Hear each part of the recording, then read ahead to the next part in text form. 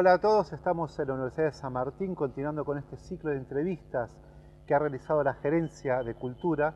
La visita de hoy es Iñaki Urrezaga, como ustedes saben, es uno de los máximos referentes de la danza argentina. Él estuvo durante todo este mes de agosto ensayando y continuando con este fabuloso proyecto llamado Danza por la Inclusión. Iñaki, bienvenido, muchas gracias. Y bueno, impresiones sobre esta visita a la universidad. Que es enorme. La verdad que cuando yo era más chico no existían los campus, para empezar. No había un lugar tan grande destinado a lo que es la información, el campo de desarrollo de las ciencias, y realmente venir hasta acá, San Martín, y ver lo que han logrado. ¿Cuántos años tiene la universidad? Y este año estamos cumpliendo 25 años. De hecho, la incorporación de proyectos que no son propios de la universidad tienen que ver con la celebración del 25º aniversario de la universidad. Son Claro. 25 años. Aparte, pudiste visitar el lugar destinado a la danza que hay en esta universidad. Y tienen unos salones que son una belleza. Que bueno, por gentileza de ustedes, pude trabajar a partir del 15 de agosto como para poder de alguna manera volver a retomar el ritmo no tan habitual, pero sí que los chicos puedan entrar en un acondicionamiento físico necesario, como para ya la semana que viene volver a nuestra sede y volver a empezar a trabajar y volver a empezar a bailar y bueno, que se efectivice finalmente el camino que estamos recorriendo en desarrollo social y ahora finalmente en cultura. Vamos a hacer un poquito de historia. A ver. Este proyecto, Danza por la Inclusión, proyecto del cual sos el máximo referente, arranca 2012. ¿Cómo fue la historia un Sí, poco? y arranca inesperadamente en desarrollo social. Digo inesperadamente porque tal vez y seguramente no era el fin crear el ballet, sino era dar unas charlas, era dar unas prácticas, era llegar a lugares donde no habían tenido la posibilidad de tener contacto más allá de la danza, ya con la cultura en general, porque fueron clases de teatro, clases didácticas, clases prácticas, clases de danza, mucha información acerca del arte, de la cultura y también las posibilidades que el ser humano tenía de poder lograr el objetivo deseado aún viviendo en un pueblo del interior. Era un proyecto netamente federal. Totalmente. Así arrancó, hicimos como un año de todas estas clínicas, charlas, pruebas, sin ningún fin laboral, más que nada más que nada de investigación y de posibilidades de que los chicos descubran cuál era su verdadera vocación. ¿Y cómo fue dándose esto de que se va a pasar de los talleres, de las Y clínicas, bueno, a los ensayos? al otro año después se empezó con algún que otro espectáculo mínimo, disperso en la Argentina, Entre Ríos, en el norte, en el sur.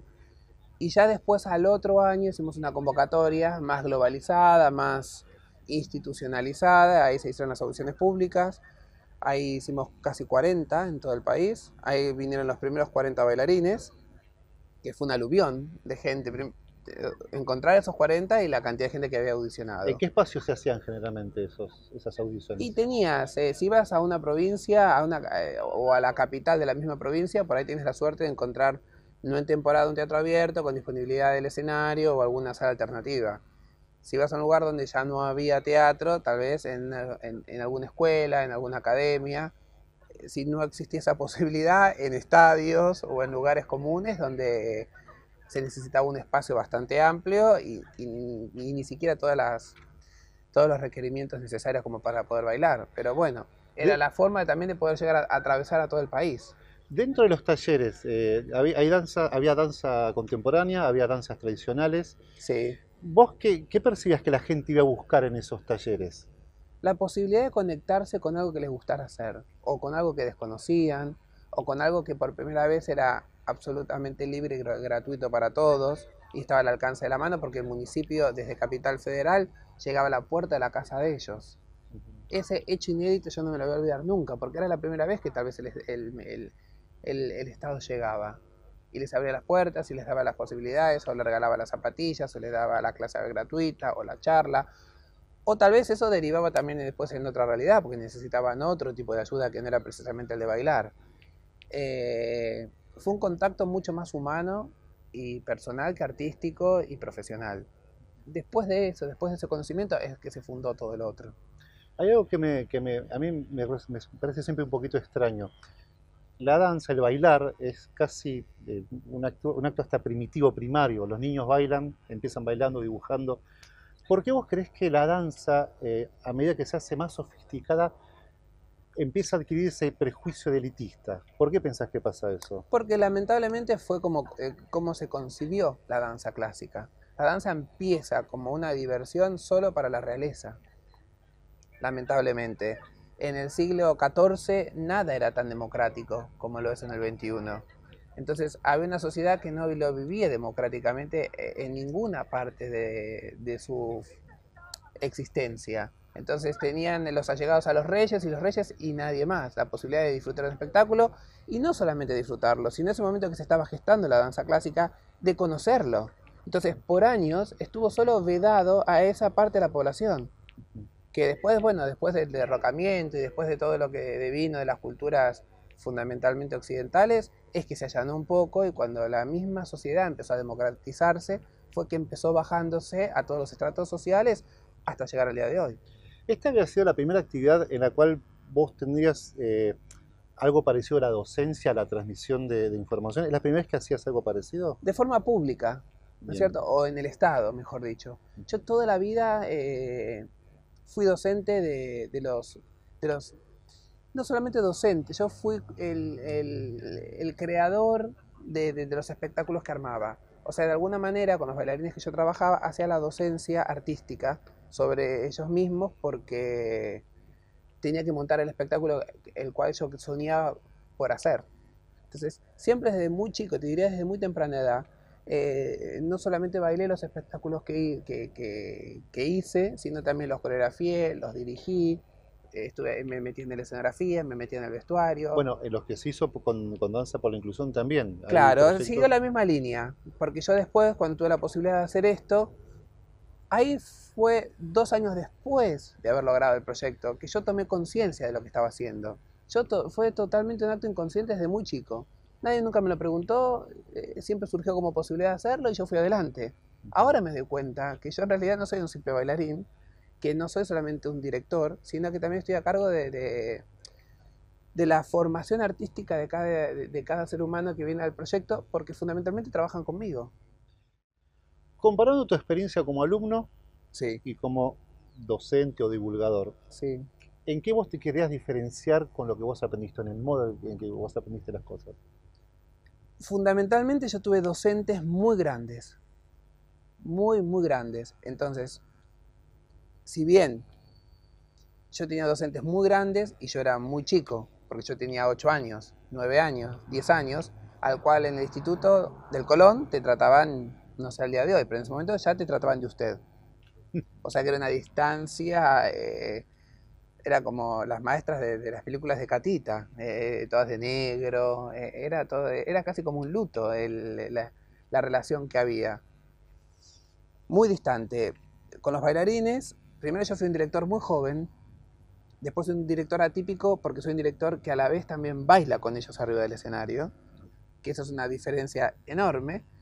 Y también ellos tampoco tienen 8 años, tienen 20, tienen 25, tienen 30 y tienen 35. Y yo tengo apenas 40. Entonces, de algunos hasta ni siquiera generacionalmente me marca una diferencia. Claro. Entonces, no tuve un parámetro muy grande de decir esto sí y esto no, porque es en realidad un ejemplo del cual no me puedo ver reflejado por lo que te explico de cómo yo tuve mis prácticas docentes. Lo que sí te puedo decir es que me gustaría, y es lo que logro y es lo que intento, no sé si lo logro, pero sí es lo que intento, estar cerca de ellos.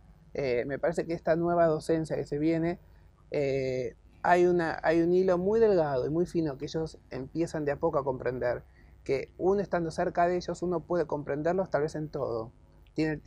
Trata de darles el tiempo para escucharlos en todo, o sea que la apertura hacia la comprensión está. Eso no quita que uno los pueda justificar en muchos de los actos que llevan adelante. Pero esa posibilidad de comprenderlos en mi época no existía, por ejemplo, porque el alumno no hablaba, solo miraba al profesor, si el profesor levantaba la mirada, y era prácticamente de una obediencia de vida lo que se le tenía al docente. Eso es impracticable hoy en día, porque las nuevas generaciones hablan, protestan, gritan y repreguntan. Entonces, siempre y cuando eso tenga un fundamento y sea de forma educada, está avalada de parte mía. Si no viene desde ese lugar, no, porque entonces se pierde la autoridad también y el respeto hacia el otro.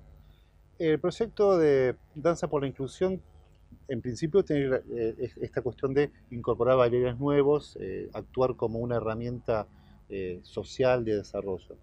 Pero también hay una cosa que me interesa con respecto al público que se puede generar y con otras actividades que hay alrededor de eso. Por ejemplo, el de la gente que hizo los trajes en las actuaciones de ustedes, que eran cooperativas. Sí, ¿Todo eso estaba pensado en Danza por la Inclusión o se fue dando también? se fue dando de a poco, porque el primer día ellos, los primeros bocetos cuando se les presentaron las cooperativas, salieron corriendo, pobre gente, despavoridos, porque bueno, el nivel de detalle y también, no porque ellos no supieran coser, sino porque no sabían coser para bailarines. Es una especialidad también diferente. El bailarín necesita la estética, necesita la visual, pero también necesita tener la ropa cómoda como para poder ser moldeable al cuerpo o a las figuras que la danza misma tome y desarrolle. ¿Y qué fue con el público nuevo que se fue generando, con todas esas actuaciones que iban haciendo ustedes? Y bueno, por ejemplo, es muy gracioso y muy curioso, porque mismo en Buenos Aires, mucha gente para mí me vio bailar, sí, la gente que pudo pagar una entrada, y tal vez muy cara.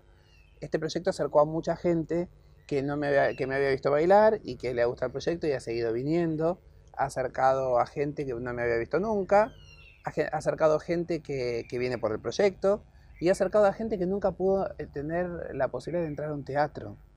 Ya no estamos hablando de ver un ballet, de entrar a un teatro. Entonces alcanza todos los estratos sociales. Y eso es lo lindo. Cuando vos vas a ver una función, te das cuenta el que sabe ballet, el que no, el que busca una butaca porque nunca se sentó en ella y no sabe cómo encontrarla, si está llena y el acomodador no llega a tiempo a acomodarla. Es realmente muy, muy lindo. Es un proyecto fabuloso.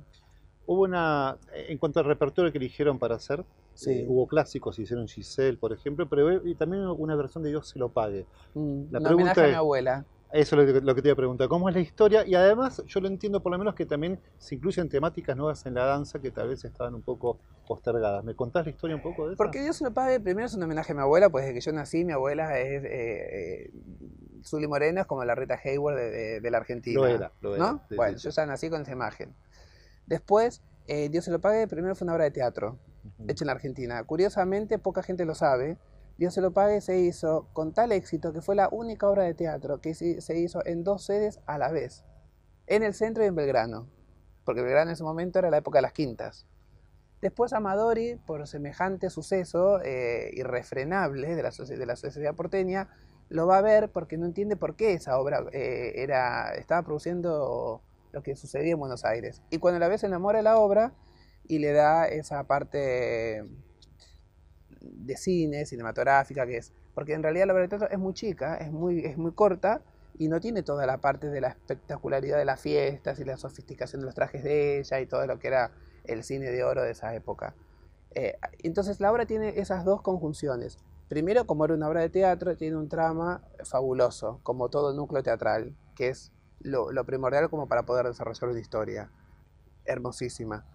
Y después tiene toda la parte visual que le dio Amadori, que yo también la pude recuperar para poder hacer ballet, que implica todos esos cuadros tan grandes, ese desenvolvimiento de tantos bailarines, esa parte escénica, donde es el lucimiento de los artistas, más físicamente hablando. Entonces tenés la parte artística y también tenés la parte muy teatral de la obra, que hace para mí una conjunción, pero mágica, a la hora de hacer algo. Y después porque me parecía que la danza misma para estar viva necesita fundamentalmente creaciones nuevas que nos alimenten, que saquen nuevos brotes de las personas y que puedan justificarse momentos de inspiración a lo largo de un proceso creativo. ¿Vos sentís que la apuesta de Dios se lo pague es como la conclusión más redonda de toda esta actividad de Danza por la Inclusión hasta el momento? Hasta el momento, qué sé yo, es por ser argentina además fundamentalmente. Y además porque este proyecto tiene la posibilidad, que es lo que yo trato de gestar, que cosas que hagamos en este proyecto no se hayan hecho en otro lugar. Cosa que el público que venga por una característica, venga a ver un estilo de repertorio, venga a ver, no sé, como un cineasta que tiene un estilo definido de cine, como, una persona, como algo de autor.